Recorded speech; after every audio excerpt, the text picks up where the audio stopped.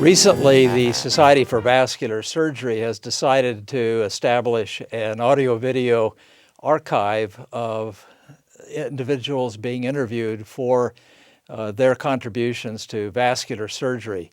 Under the chairmanship of Dr. Jimmy Yao of Northwestern University in Chicago, Illinois, we are securing the interviews of those who have contributed to vascular surgery and become famous for their interviews. I'm Norman M. Rich, and I will be conducting today the interview of the legendary Dr. F. William Blaisdell of San Francisco, who is a renowned contributor to vascular surgery. Dr. Blaisdell, welcome and thank you for your willingness to be interviewed for this historic moment by the Society for Vascular Surgery. And if we may start with your early years in Watsonville, California, we would appreciate that since it's not too far from the Stanford campus where we're now having this interview. Please, if you would. Yeah, Watsonville is about 100 miles south of San Francisco. My father went into practice there with his brother. My father was an internist. His brother, my uncle, was a surgeon. And they started practice there in the late 1920s.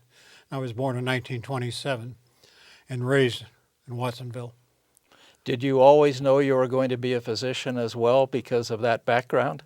I think from the standpoint I knew what a doctor was. I wanted to be a doctor, yes. Yeah. All my both grandfathers were doctors, and every male relative in my family was a doctor.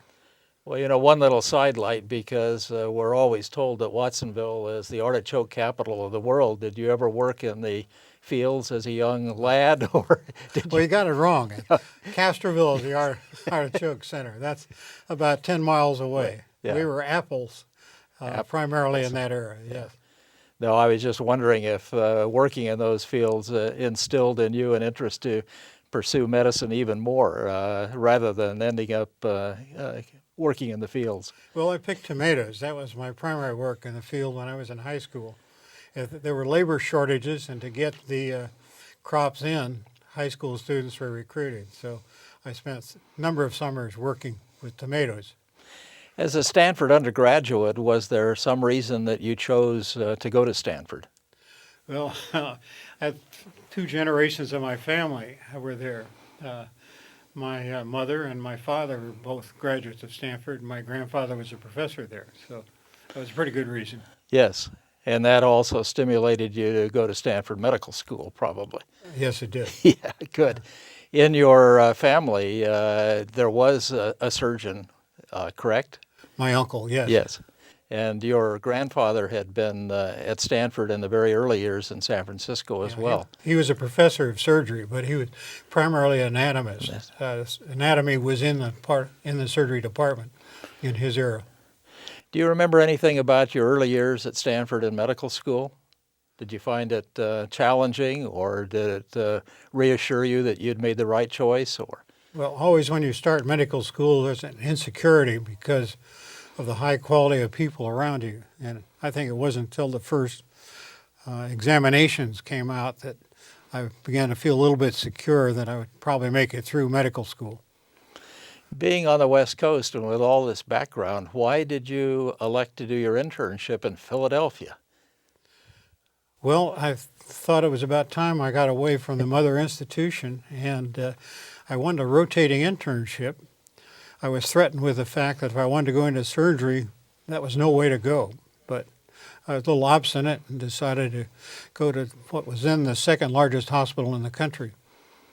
There was something in the world going on about this time called the Korean conflict. Did that have any effect on your life at this period? Yes, because doctors were being drafted, and all of us in our internship knew we were vulnerable to the draft.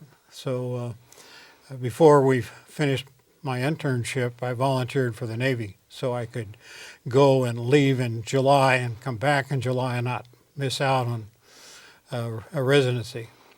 You've kindly shared this with me in the past, but would you mind telling us a little bit about the exciting experience you had in the ship-to-ship transfer on the high seas? Well, when the doctor came aboard and my ships were in the Mediterranean, I was a division medical officer, and The we had to join the Sixth Fleet, but before we joined the Sixth Fleet, we had to catch up with them. And two of the ships were together. Two of my destroyers were together. And the first night, I think we were at sea, they said, "Emergency, emergency, doctor, the next ship."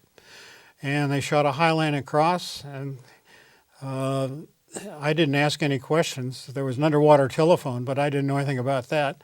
I could have communicated with the other ship, but they shot the line across. All the sailors came to the on deck to watch the doctor being transferred. And just before I got into the breeches buoy, they handed me a package. "Would you take this over, Doc?" I took it over, and it turned out I was part of the movie exchange. When I got the other side, they handed me a corresponding package and then highlined me back. Meanwhile, they took turns kind of dropping me in the water. Mediterranean was quite calm at that time, so that was my initiation.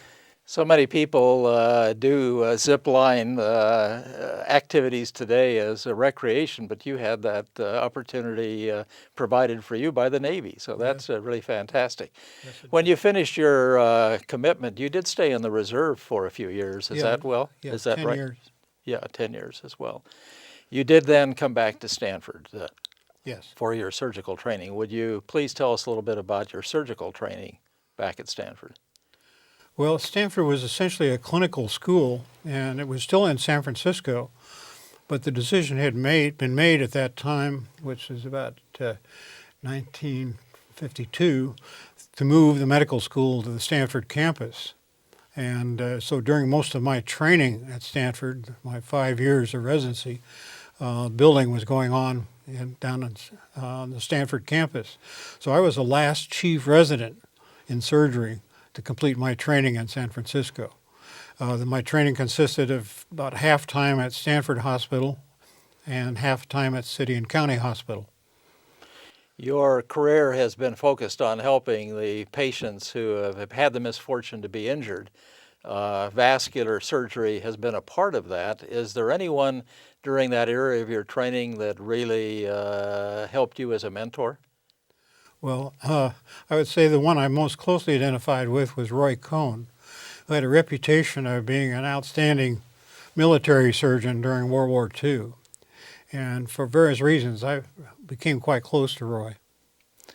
Dr. Holman, who had been William Stewart Halstad's last chief resident, was the chief of surgery, the first full-time chief of surgery at Stanford when you were there, correct? That's right.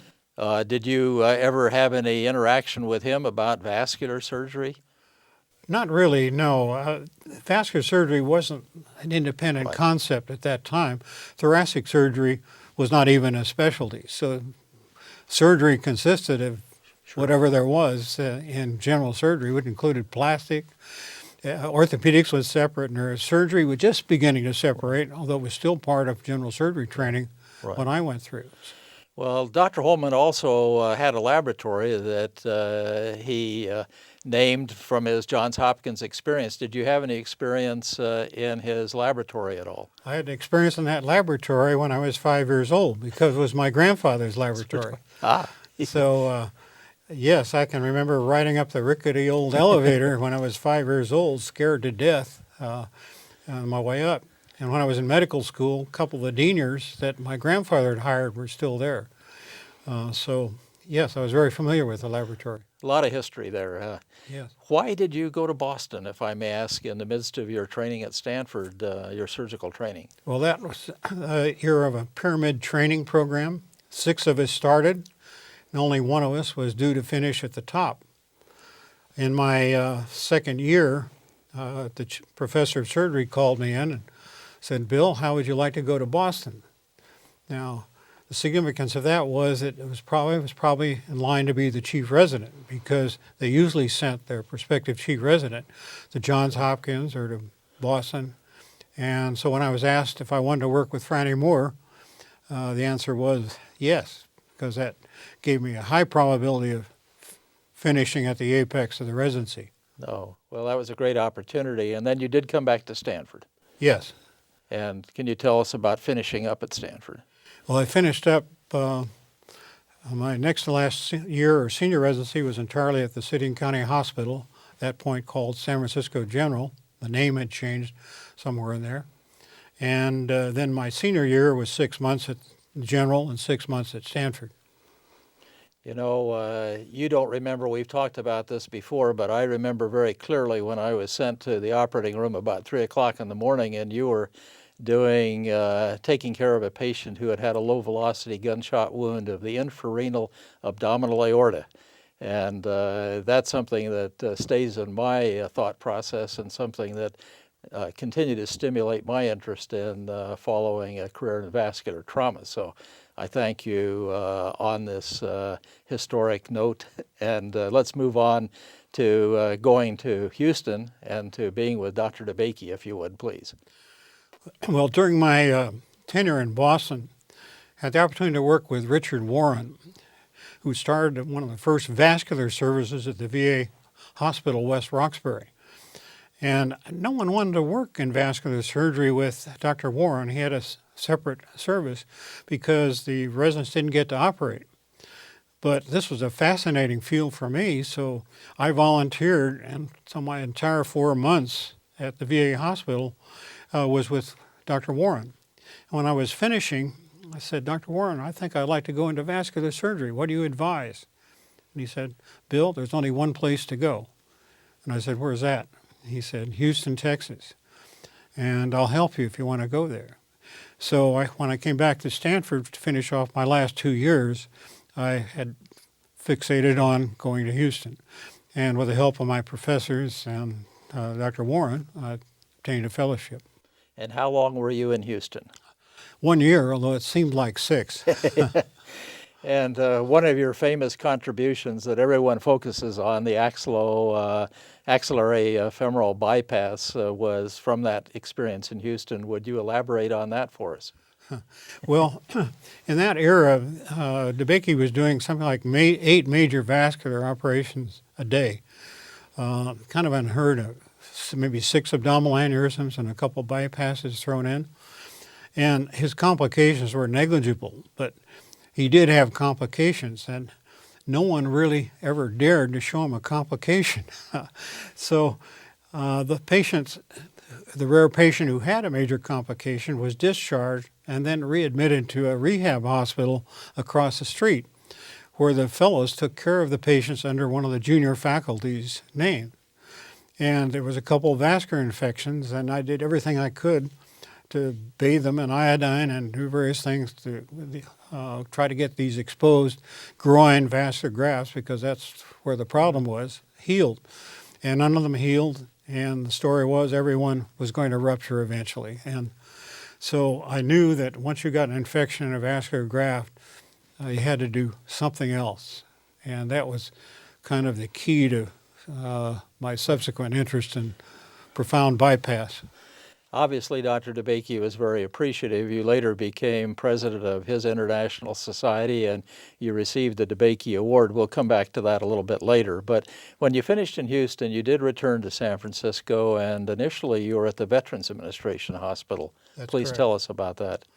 Well, I was supposed to go back to Stanford when I was in my residency training. All my old professors said they'd welcome me back, but they had changed chairman while I was in Houston, and the new chairman had no interest in me whatsoever.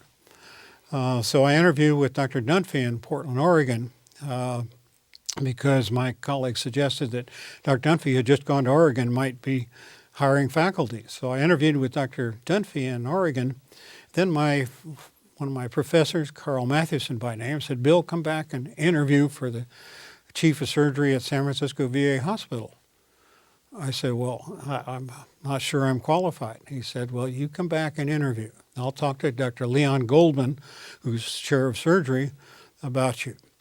And he said, I've told him that Dr. Dunphy offered you the job as chief of surgery at the VA hospital in Portland. I said, that wasn't true. He says, well, whatever you do, don't say otherwise. So I sat down with Dr. Goldman for an interview, and he said, so you've been offered the job by Dr. Dunphy up in Oregon. I just smiled, didn't say anything.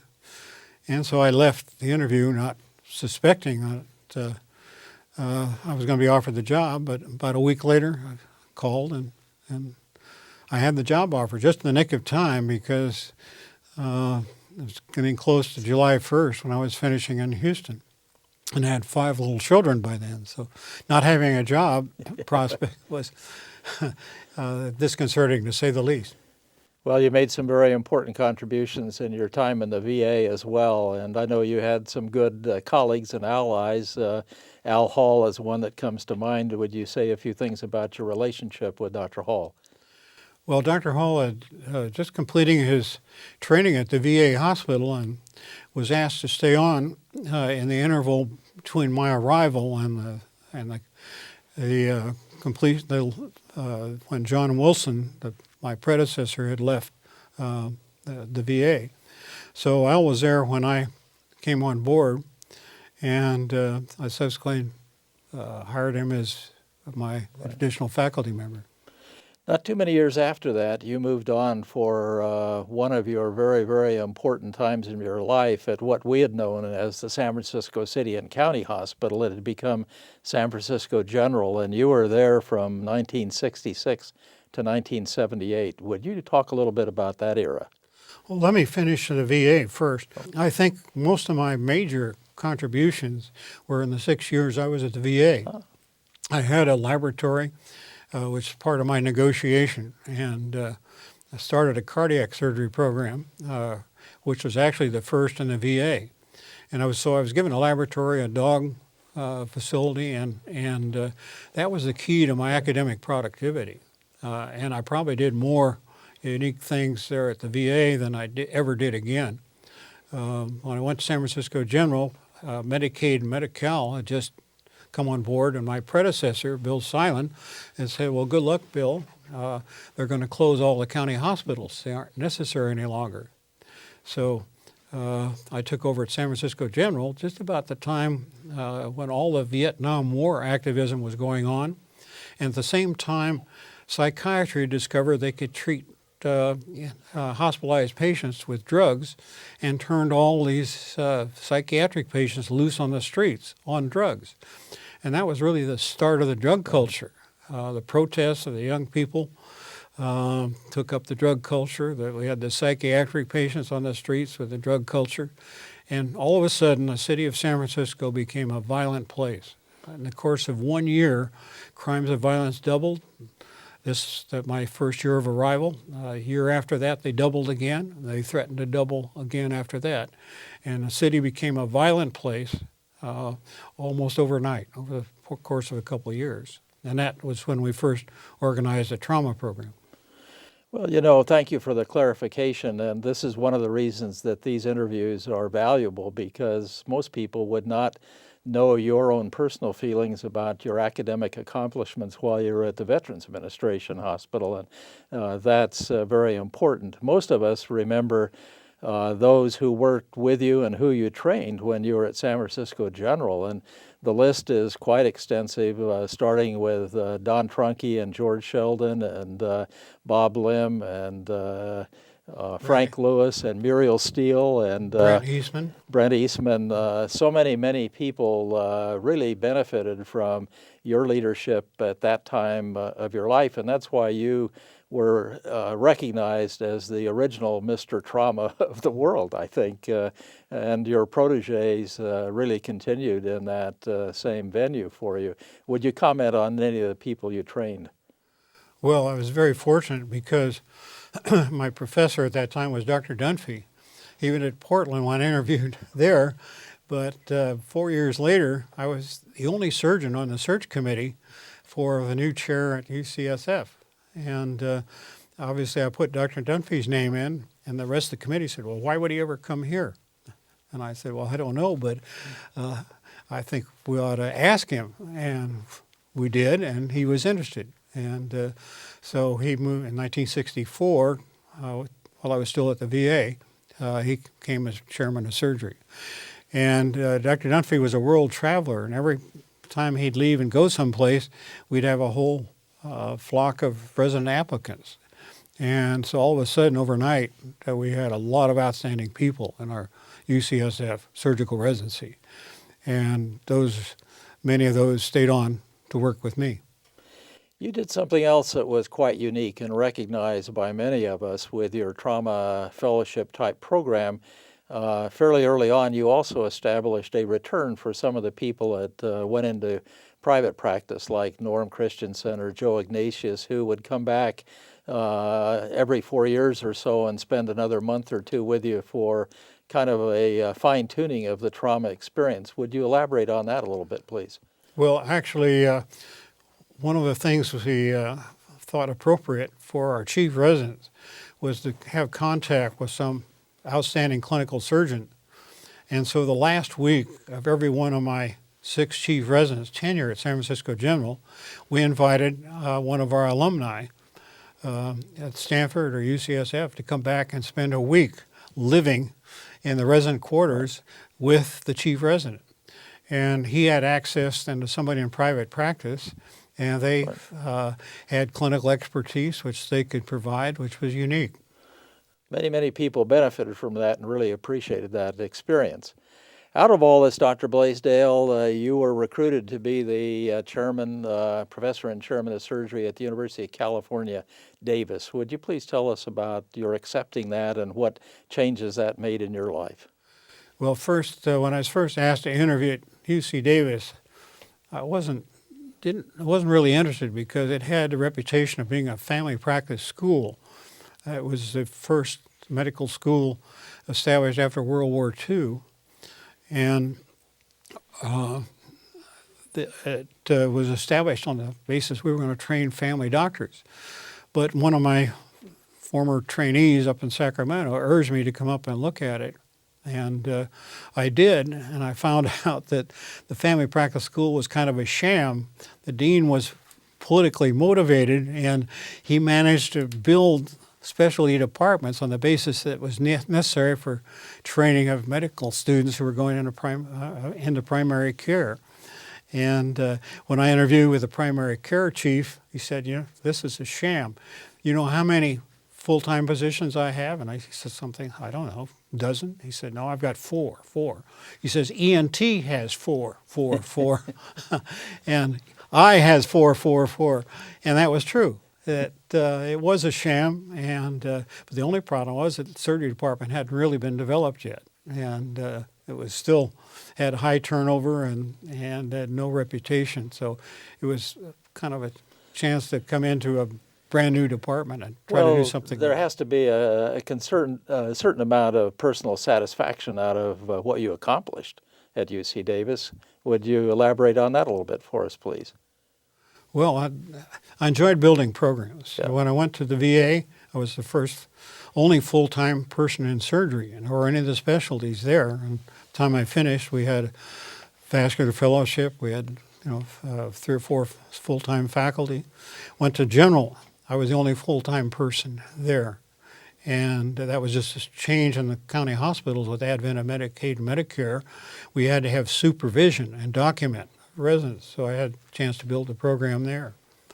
And I found myself getting bored after a new chair was recruited, Paul Ebert, after Dunphy retired. And I figured, well, Paul isn't going to give me anything. I've got the best part of the department. And so where am I going to go from here? About that time, I had looked at job offers a number of places in the country. But from the standpoint of my family and my wife and so forth, Davis proved to be an ideal fit. When you were the chairman there, you didn't live in Sacramento, did you? Where did you live? I did live But it was on the river. It was on... Yes, it was in Sacramento, but right, let's say, in the edge of the city, right on the American River. Yeah, Yes. So a beautiful living situation. Yeah, we'd bought a house in San Francisco for $80,000. Now it's probably worth $3 or $4 million. When I went to Davis, my house had escalated in worth from something like $80,000 to $250,000. So we had $250,000 when we sold it, which gave us a chance to buy one of the nicest houses in Sacramento. So that was a bonanza from the standpoint of way real estate went during that era. The contributions you made to the University of California, Davis are recognized in the Blaisdell Library that exists there now. Can you tell us a little bit about that, please? Well, when I was about to retire, the UC Davis was going to move their entire medical school to the Sacramento campus.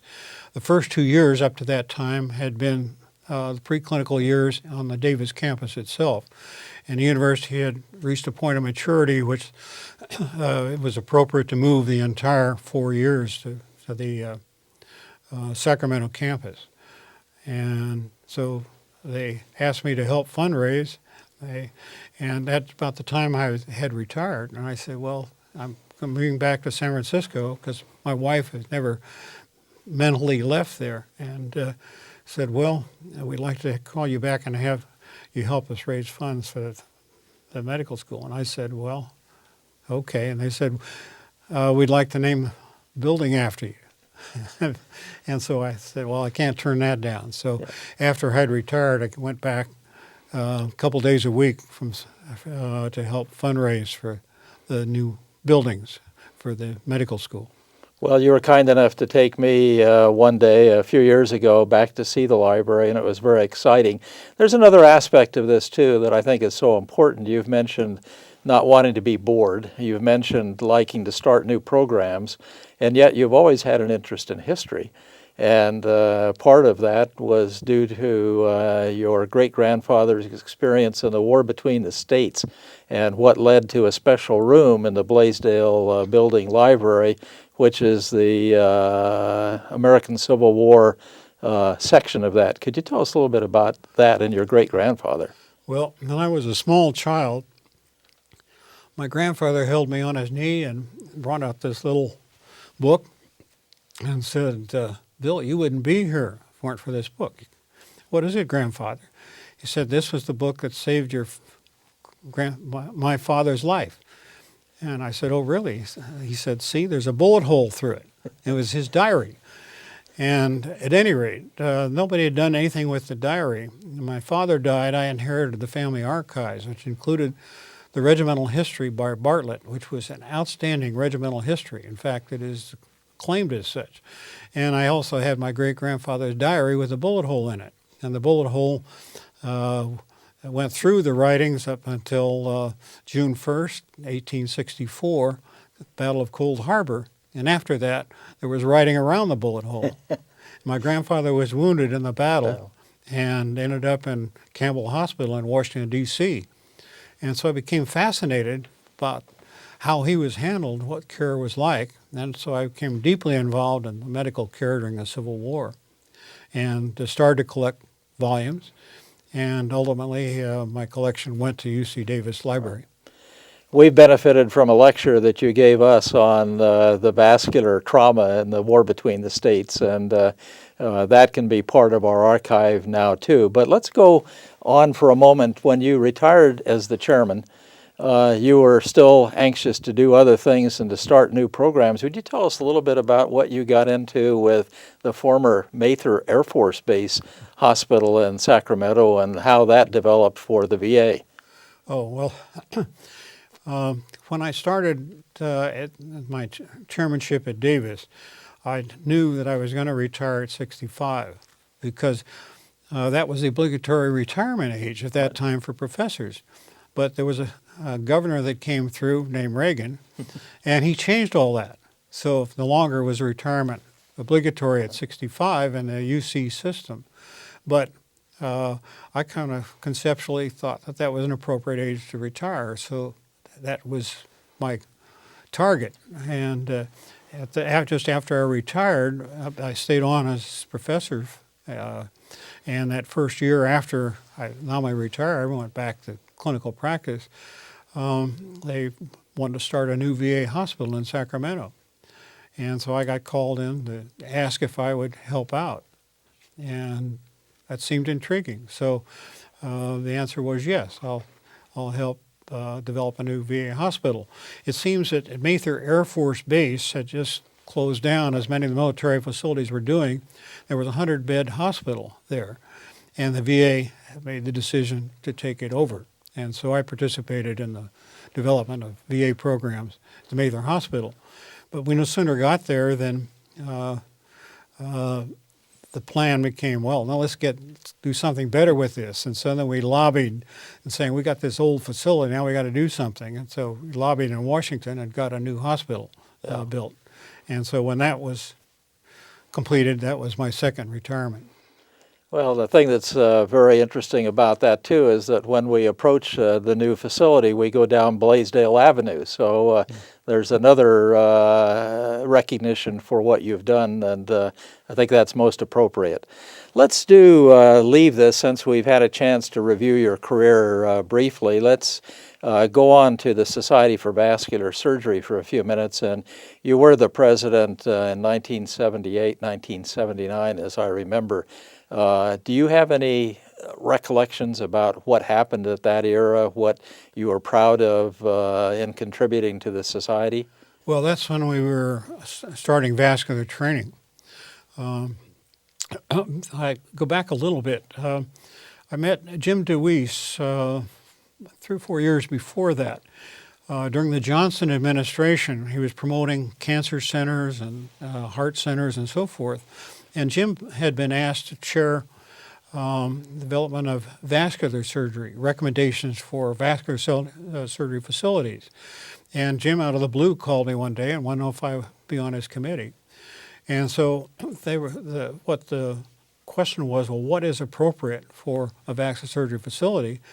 And Jim and I and our committee concluded it was the quality of the vascular surgeon that influenced the vascular center more than any other, more important than the clamps or this or that, the quality of the vascular surgeon. And there were no standards for vascular surgery training at that time. Anybody could declare himself a vascular surgeon. So during my tenure, we established the original committee, developed vascular training requirements. And the start of that was during my tenure as president. Well, and you've contributed with your colleagues like Dr. DeWeese on the optimal utilization of resources in vascular surgery, and certainly we're very grateful to you for all of that. At the time that you were the president, there were 2 societies. There was the name changed several times, but I think at that time it was the International Cardiovascular Society. Do you have any recollections about how those 2 societies worked together, or what the challenges were at that time? Well, the Society for Vascular Surgery was kind of the academic component. And I would say the restrictions for membership included innovation as demonstrated by quality of papers. The International Cardiovascular Society was more of a general, all-inclusive society for clinical vascular surgeons as well as academic vascular surgeons. And the 2 ultimately melded, as you know. 2003, it all became the Society for Vascular Surgery. Do you think that's been a good decision, and do you think today vascular surgeons have a stronger position because of that? Yes, I'm sure they do. Internationally, since you've traveled internationally as well, what do you think the United States position is in vascular surgery compared to other countries around the world? Well, I think we've been ahead of most everybody else, and thanks to some fundamental developments. But for example, the Dacron graft that Baking developed established the principle of bypass grafting, and also for the first time offered a satisfactory substitute for major blood vessels. So that was a major contribution that put us way ahead of anybody else.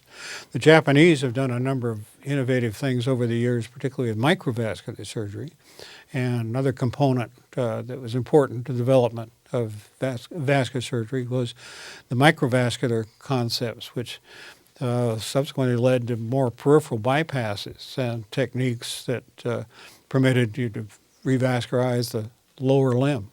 I know in your training and your subsequent career, you did many of your own arteriograms, including catheter-based arteriograms. What do you think about the revolution into endovascular surgery today?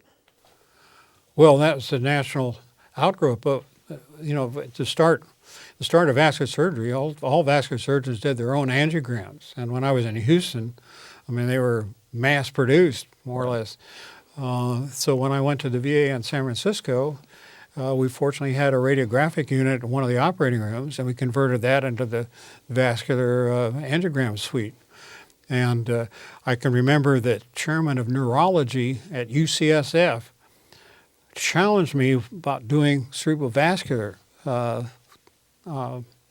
angiograms because he said you're going to kill people. We were at that time involved in a national study of cerebrovascular disease, and that required studying all the major vessels, the vertebrals as well as the carotids, in one exam.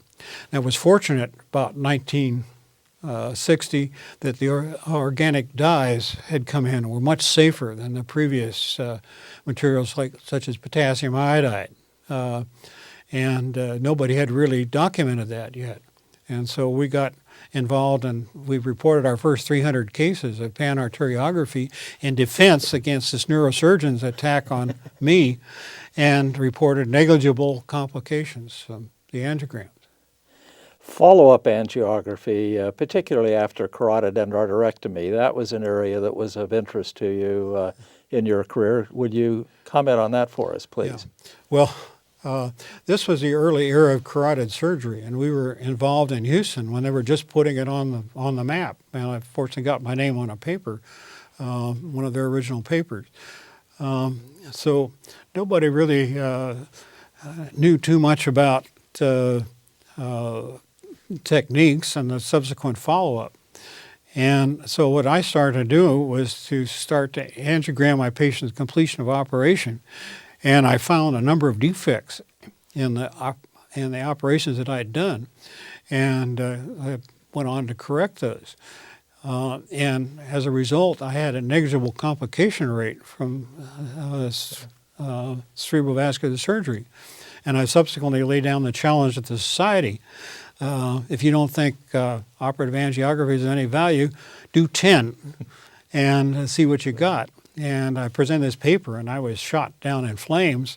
But then, I forget who it was, one of the surgeons followed up, it might have been Jim DeWeese, and the next year presented his own paper saying Bill was right. You know, there are defects in our technique, and I think this is the appropriate thing to do.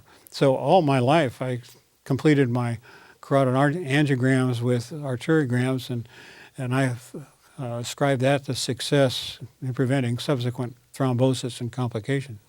Well, as in so many other areas, we learned from you, and we certainly benefited from that too. Let's talk about a very unusual experience near the end of your career when a famous basketball player on the Sacramento Kings was involved in an automobile accident, and all of your experience and your knowledge saved his life. And the reason I bring it up and ask you to comment on that, do you think if you hadn't been there that he would have survived, or that there are many people at that time in the United States who could have had a survival with that horrendous type of injury? Well, I think he might have survived. I think he would have lost one lung, pretty much for sure. But that was an interesting story. That was Bobby Hurley, right, who was at Duke and #1 draft choice of Sacramento Kings. And I was flying back from Chicago, matter of fact, Jimmy Yau's program. And as we were coming in to the Sacramento airport, my wife looked out of the window and she says, "There's a lot of ambulances down there." The stadium for the Kings was a short distance from the airport. I said, "Oh, that's interesting." I sooner got home and I got a phone call from Bob Albo of the Warriors down in San Francisco, and he said something has happened to Bobby Hurley. And I said, "Oh, really?" "Yeah, can you tell me about it, Bill?" And I said, "I don't know. I just got back from Chicago. I'll call in." Called in at the emergency room, and they were resuscitating Bobby Hurley. And they had just put an endotracheal tube in, and he'd blown up like a Michelin balloon. But my chief resident had just done a chapter with me on bronchial injury. He says, "Dr. Blaisdell, Bobby Hurley's got a ruptured bronchus, and we're taking the operating room. Can you come?" And so we went in and sewed his bronchus. But he had a complete separation of his left mainstem bronchus. But as soon as they got a tube in his right main bronchus, they could resuscitate him. So I think he would have survived, but the probability is he would have lost his lung. And the interesting thing was that after the operation, his mother said, "Would he live? Will he live?" And I said, "Yes, I'm sure he will." And his father said, "Will he play basketball again?" And he did. He had minimal problems with pulmonary function after that, but he was never the player he was before. Well, you probably learned at that time, too, his father was a very renowned high school basketball coach in New Jersey for many, many years, and he had a brother who was also a coach. So a lot of basketball in that family, and I know they're grateful to you for that. Resuscitation has been a particular area of interest to you, obviously as a trauma surgeon, and with your experience at San Francisco General Hospital. Do you have anything to share with us related to resuscitation of the injured patient that you would like to emphasize at this time? Well, I think we were one of the first to recognize the respiratory distress syndrome, and that occurred when I was at the VA. In that era, nobody had been doing aneurysm surgery, and all of a sudden there was a treatment for abdominal aortic aneurysms consisting of replacement. And people started finding aneurysms and found them when they were rupturing. And we became the vascular center for the Northern California VA system. And our rule was to admit these patients directly to the operating room, because almost all of them that were referred were rupturing, and then evaluate them there and proceed with surgery. But post-op, many of these patients developed complications and died, and it was perceived this was the stress of the operation on their heart. And so we subjected them to complete pathologic examination, worked with our pathologist, and we had access to a blood gas machine, one of the first, a $100,000 machine that was purchased by one of our internists to study emphysema. And so I asked if we could borrow that. And a couple of our post-op aneurysms, we checked blood gases, and they were venous level. And so it became apparent that the lung was responsible for the cardiac arrest. And so we looked through the lungs and found platelet microemboli through them and described that syndrome, and started to work in a major way of developing an experimental animal that reproduced the ruptured aneurysms. Another component of this would be your lifelong interest in heparin, in the clotting mechanism. Would you give us a few comments on that, please? Well, that was thanks to my early days in cardiac surgery. When I was working with Denton Cooley, he was doing 5 open hearts a day, and inevitably we had to take one or more patients back for bleeding. And Denton wouldn't bother to come in. He'd say, "Bill, just open them up and you won't find anything major." And sure enough, we'd open them up and then kind of mop up and buzz and coagulate everything and so forth, and ultimately the bleeding would stop. And so when I came back to San Francisco, we started the cardiac program there, which was the first funded in the VA system. And I went back to my old mentor, Frank Gerbode, and said, "How much heparin are you using for anticoagulation?" Cooley wouldn't use heparin or negligible amounts, and I recognized that Cooley could do an operation while the patients were holding their breath. So he didn't have long bypass procedures, but Gerbode was more of a deliberate surgeon, and he said, I talked to Herb Perkins, my hematologist, but since I've been using more heparin, our bleeding problems seem less. And so I talked to Herb and said, yes, I think the problem is the pump has taken out all the clotting components. And so we started off then using his recommendation for high-dose heparin. And so I lost my fear of heparin, really. I could operate with a patient fully anticoagulated. They didn't hemorrhage in their brain. They didn't hemorrhage various places. And so as a result of that, and when we recognized the pulmonary embolism syndrome, we kind of put 2 and 2 together and said these patients with aneurysms are probably developing clot in their extremities during the course of the operation, and it's flushed out into their lungs. And the longer the operation and the more they're in shock, the more this garbage goes to their lungs. And what we need to do is use more heparin. And so that became my major interest in anticoagulation. All surgeons were afraid of heparin, right. And because of my experience in cardiac surgery, I wasn't. You know, we've mentioned a number of your contributions up to this point, and you've written so many chapters and books as well as manuscripts in the peer-reviewed literature. Is there something else that you'd be particularly proud of from your experience and contributions? I mean, in basic science, well, we became interested in bleeding and clotting and DIC. When I went to the general, I was, because of developing, seeing all these platelet emboli and using heparin and so forth, I became interested in clotting. And the discoverer of factor 9 was an internist at San Francisco General. And so right away, I went and talked to Paul Eggeler by name. And I said, Paul, I've been interested in clotting in patients, and I'm seeing some of the similar problems of lung failure and the patients coming in with trauma and in shock.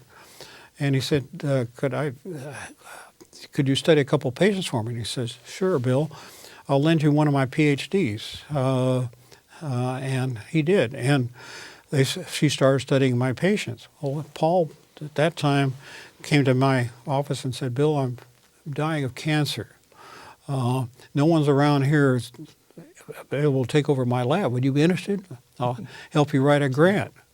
And Jeannie then can continue to work with, Gene Robinson continue to work with you, and you can take over support some of my technicians. So he helped me write coagulation grant, and so we ended up with a coagulation laboratory. And we started studying fibrinogen turnover as a documentation that patients who were thought to be anticoagulated really weren't.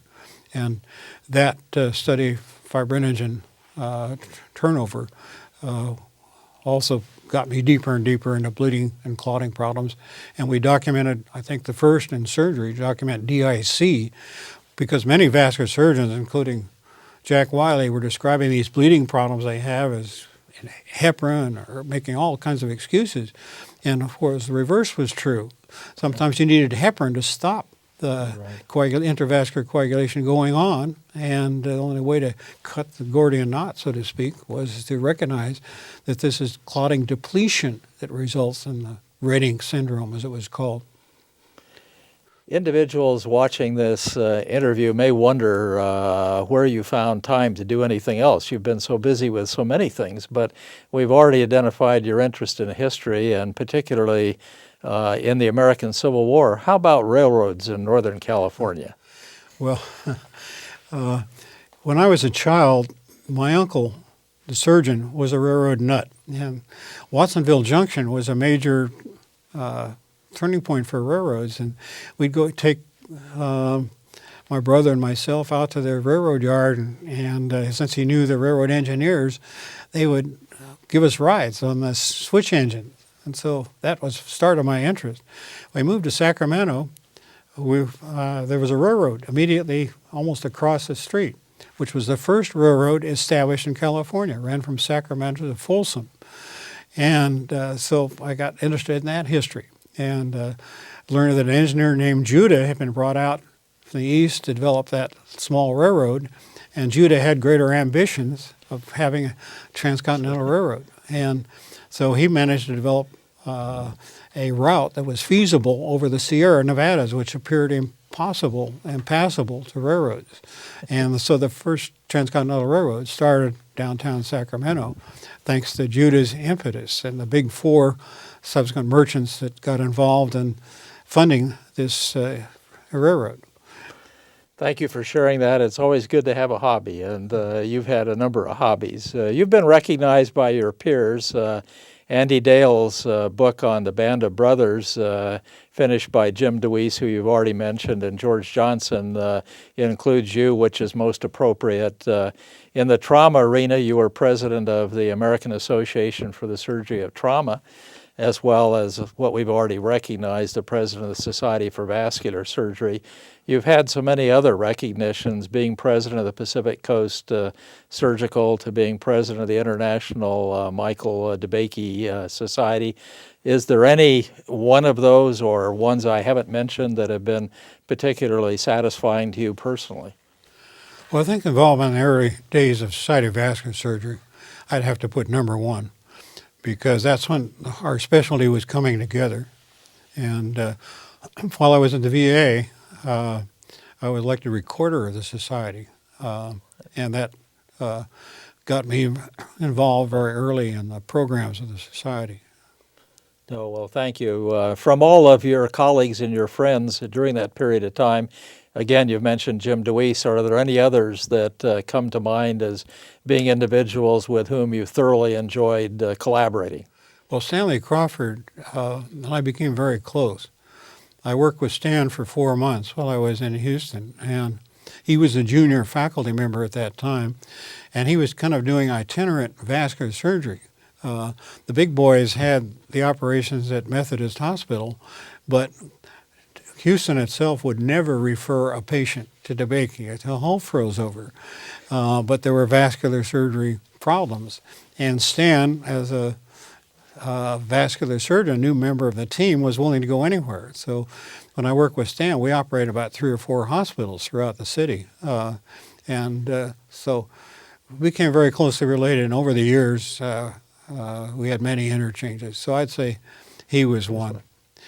And I was always close to Richard Warren because Richard was the original stimulus for my interest in vascular surgery.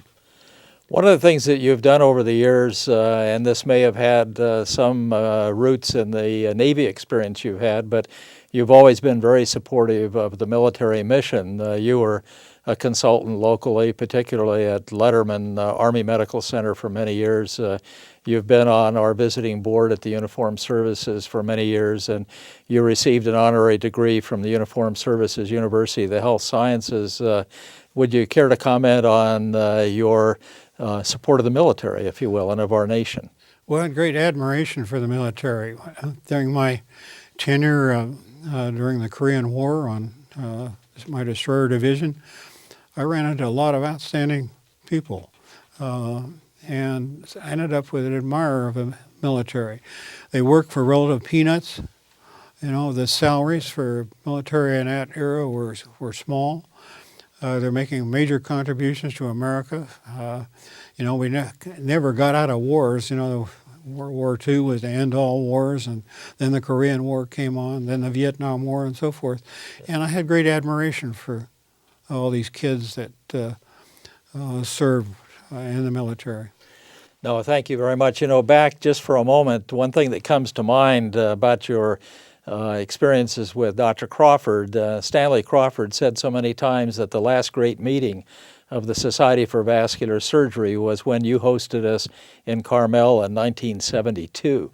And you may remember that with a lot of fond memories too, because it was a great meeting. It was the last time that the two vascular meetings had a relatively small meeting, I guess you might say. Do you have any comments about that? Do you think about that experience very often? Well, I enjoyed that meeting, and I enjoyed putting it on. Right. And we had to use all the facilities at Carmel, even so. No, but that was good fun. I enjoyed that meeting. I had a few papers on the program in that era, and I'd say met all the big names in vascular surgery as a result of putting that meeting. I was relatively junior at that time, so that was a very excited experience for me. Oh, thank you. I still remember Dr. Gazet at Tackett's was there. You may remember he stood up at the podium and said no one over age 70 should be allowed to come to the podium. Times have changed considerably since then. And as you've emphasized, you were involved in the beginning of many of those changes. What do you think today of vascular surgery fellowship training programs? Do you think they're appropriate today? Do you think there's a future for them? Would you have any guidance for us? Well, I guess being an old-style vascular surgeon, I really worry about where vascular surgery has gone. I mean, it's no longer a cutting specialty. And what I really worry about is that the trainees right now don't get enough open vascular experience to be able to deal adequately with the complication when it develops. And I think that's one of the problems we're having in all of surgery. The emphasis on laparoscopic surgery or endoscopic surgery or endovascular surgery has taken away a lot of the technical expertise that were essential in some circumstances. And so I worry about these kids who finish their vascular training. If something really goes wrong and they have to open an abdomen and deal with a ruptured aneurysms, it's flagrantly all over the place, are they going to be able to handle it? And lack of emphasis on general surgery and going directly into vascular surgery also results in multi-specialists dealing with any one patient. So you have a bowel problem, you call in a bowel surgeon to sew up the hole in the bowel, or if you have an ischemic bowel problem, how are you going to handle that? And does the general surgeon really know enough about the significance of ischemic bowel? As far as we're concerned, we dealt with ischemic bowel. We did a resection, but then we went back the next day, and the next day, and the next day, if necessary, to be sure that the bowel that we left behind is still viable. And these are principles that may well be lost in the course of current training. And that's what worries me, I guess, about our future. You and I had a Stanford mentor, Carlton Mathieson, who used to say that he was sorry that we missed the golden age of surgery. Do you, at your period in life today, feel the same way about the future generations? And I ask that because you do, among your 6 offspring, have 2 physicians, so you obviously haven't discouraged them from going into medicine. Do you think there's a future for the young people in medicine and in vascular surgery?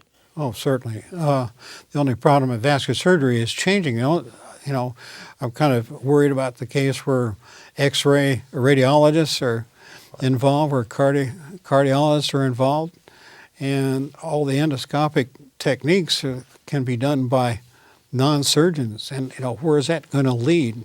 It's going to lead to some amalgam that's going on. I think that putting together all of that particular group, which may take it outside of surgery and a whole new field. But be that as it may, advances occur. We look back on our training, I'm sure you do, as the golden age of surgery. And certainly it was the golden age of open surgery, no question. Absolutely. As we finish this interview, is there anything that you would like to share with us from your vast experience related to our subject in general? Is there anything we overlooked that you would like to have us include? So I just commented on my concerns about the future of vascular surgery.